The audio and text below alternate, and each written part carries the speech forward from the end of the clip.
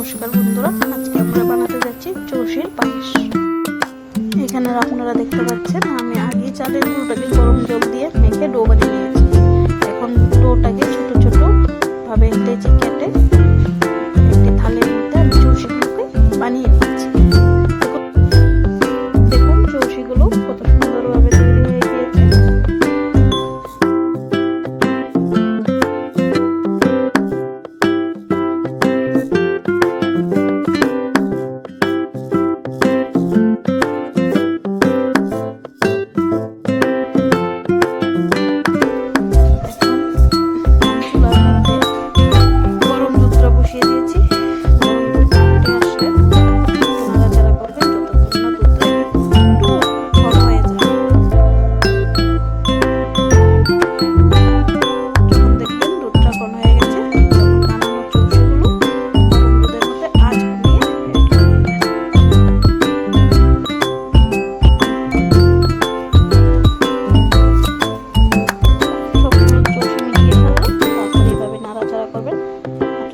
Add করে দেবেন চিনি।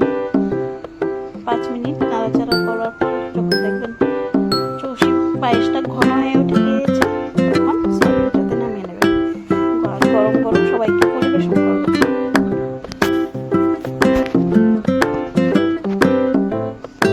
আমার